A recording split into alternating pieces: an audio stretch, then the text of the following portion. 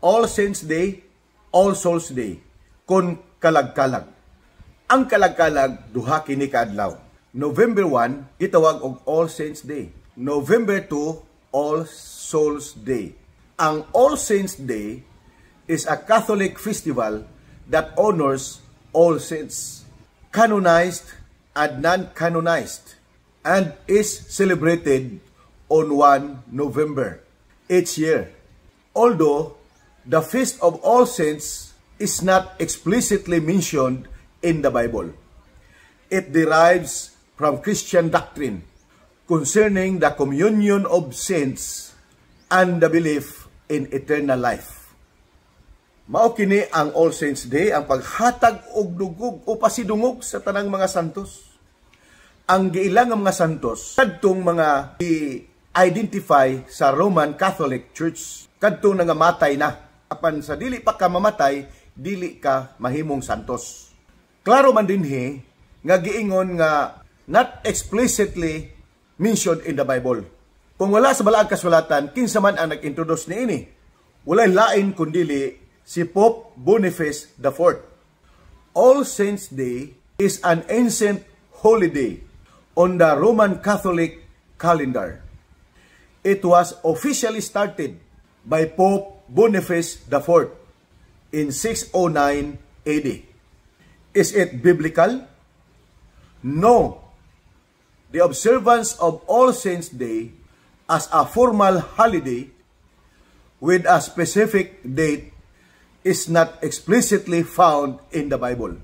It was Pope Boniface IV formally started what would later be known as All Saints Day on May 13 in 609 AD, when he dedicated the Pantheon in Rome as a church in honor of the Virgin Mary and all martyrs.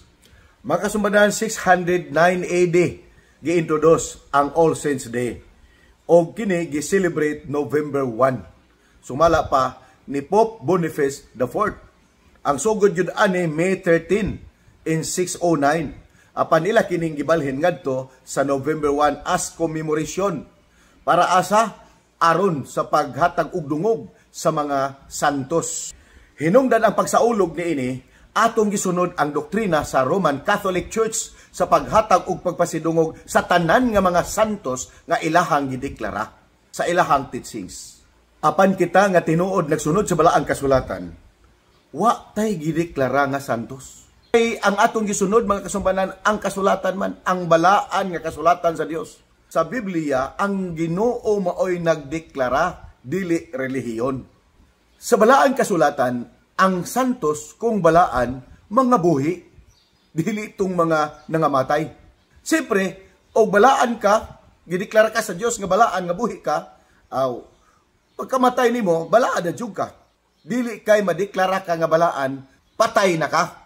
Sa balaang kasulatan, ang taong balaan, buhi. Ato basahon sa Pinadayag 13, versikulo 10. Kung kinsa ang magapamihag, sa pagpamihag muadto siya.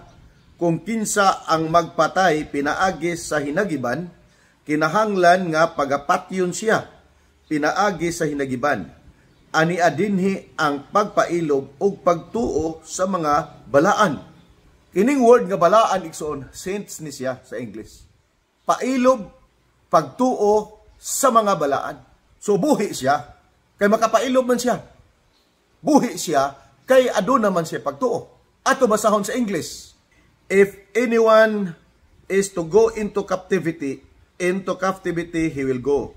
If anyone is to be killed with the sword he will be killed. This calls for patient endurance and faithfulness on the part of the saints. Saints, santos. Buhi siya mga kasumbanan. Ang pagsaulog sa November 1 sa pagpasidungog sa tanang mga santos, mga patay to nga gipasidunggan nga santos mga kasumbanan. Kay sa Roman Catholic Church, ang santos patay. Dili mahimong santos sa ilaha kung buhi pa.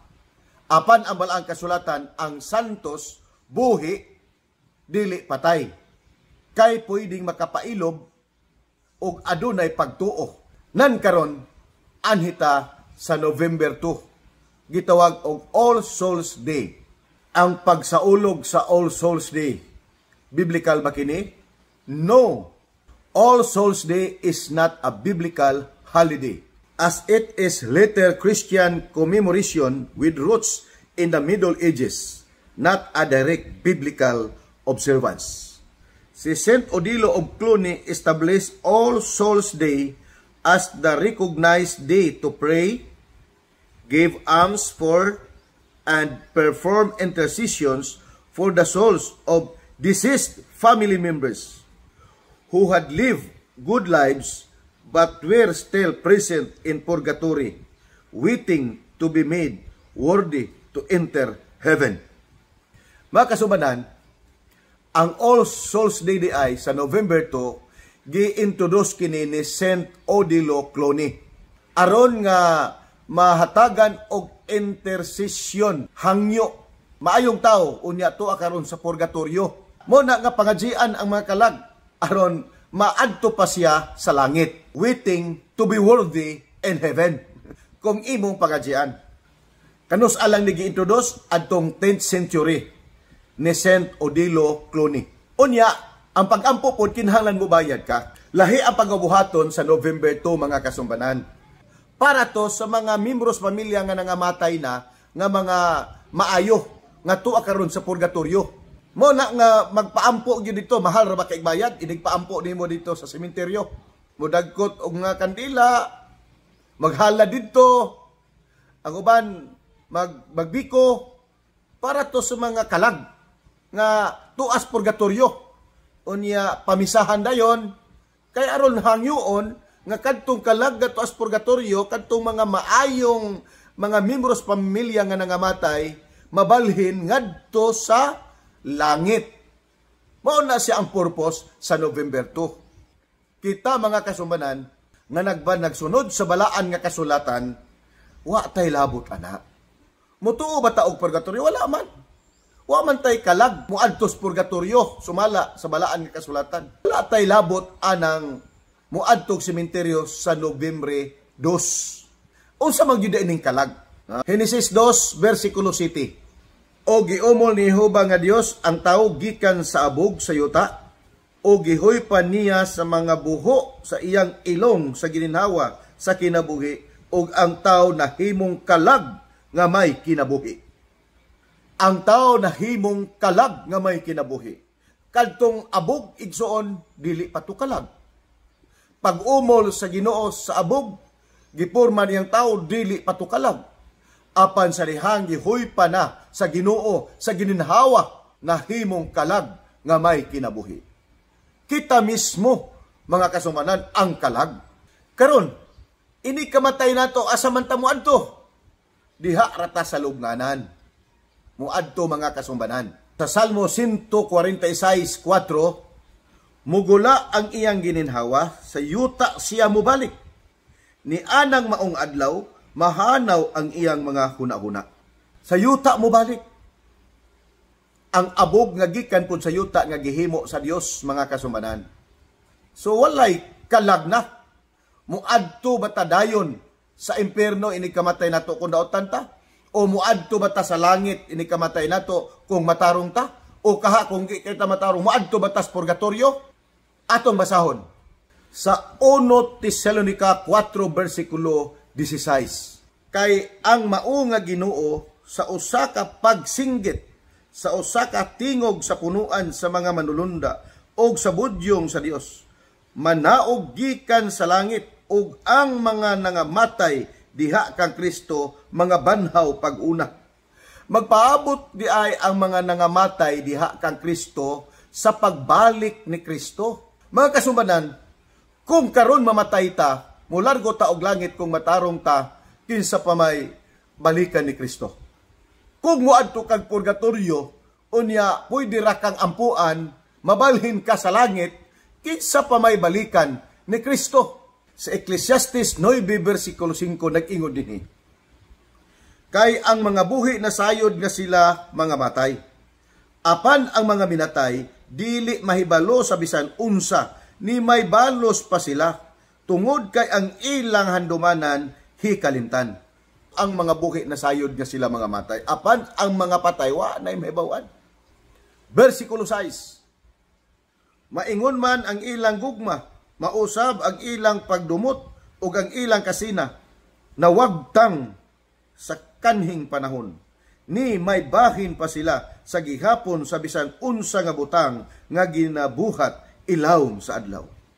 Dili na sila mahigugma, wala na'y pagdumot, wala na'y pulos ang pag-adto pag sementeryo. Ang ampo-ampo pa ka dito, maghangyo pa ka dito. Wala na, kaya di naman sila makadaig. Di naman sila makahinumdum pa sa ilahang mga gipangbuhat. Kay patay naman sila, ninggawas naman ang gininawa nila. Nimbalik na sila ngadto sa abog. Sa versikulo 10, Ecclesiastes 9 gihapon, atong basahon. Bisan unsa ang hikaplagan nga buhat sa imong kamot, buhata kana uban ang imong kusog. Kay didto sa Siol diin ikaw muadto walay buluhaton, ni lalang, ni kahibalo, ni kaalam. Wa na'y kaalam, way kahibalo, o walay buluhaton didto sa lubnganan. Sa Salmo 115 versikulo 17, dili na sila makadaig sa Dios. Ang mga minatay dili magadaig kang Jehova, ni may mausa ni adtong mga nanganaog ngadto sa hilom. Sa Salmo 6 versikulo 5, kay diha sa kamatayon walay paghandom may tungod kanimo, kinsa ba ang magapasalamat kanimo didto sa Siol. So dili magpulos ang atong pag-adto-adto sementeryo sa November 2, kanang gitawag og All Souls Day. November 1, All Saints Day. Giusa kana sa Bisaya nga pulong kalag-kalag. Kay ang mga matay wa naman di ay nahibaw-an, unsa pa may paglaom nila mga kasumbanan? Dunay dakong paglaom. Asa man mabasa, Isaias 26 versikulo 19. Ang imong mga patay mga buhi, ang akong mga minatay mga banhaw, pagmata og pag-awit, kamo nga nagapuyo sa abog, kay ang imong yamog maingon sa yamog sa kabalilihan, ug ang yuta magasalibay sa mga patay. Kanus aman mahitabo kini, inigbalik sa Ginoo. Sa 1 Tesalonica 4 versikulo 16. Kay ang mao nga Ginoo sa usa ka pagsinggit sa usa ka tingog sa punuan sa mga manulunda og sa budyong sa Dios, manaog gikan sa langit, og ang mga nangamatay diha kang Kristo mga banhaw pag-una. Pagkanindot mga kasumbanan, kung nangamatay ta diha kang Kristo, banhawon ta, mo di dakong paglaom. Di ta kinahanglan ampu-ampuan pa kung mamatay na ta. Kita mismo samtang buhi pa mag-alagad ta sa Ginoo. Ayaw paabot og ampo ini kamatay nimo. Ayaw pagsalig. At tuong ko na sementeryo, ila mo kong halarag biko. Ila kong kuhiton dito sa purgatorio. Dalhon ko nila sa langit. Wala na sa Biblia. Juan 5, 28-29. Versikulo 28. Ayaw kahibulong ni ini, kay ang takna moabot nga ang tanan nga anaa sa mga lubnganan makadungog sa iyang tingog. Ang takna moabot, ang tanan nga nasa lubnganan, dili kay ang tanan tuas purgatorio. Ang ingon sa Biblia, ang tanan naa sa lubnganan. Pero atong paglaom moabot ang panahon nga makabati sa tingog, sa budyong sa Dios ang tanan nga naa sa lubnganan. Juan 5 versikulo 29 atong basahon. Og managpanggula ang mga nanagbuhat sa maayo ngadto sa pagkabanhaw sa kinabuhi, og ang mga nanagbuhat sa daotan ngadto sa pagkabanhaw sa paghukom.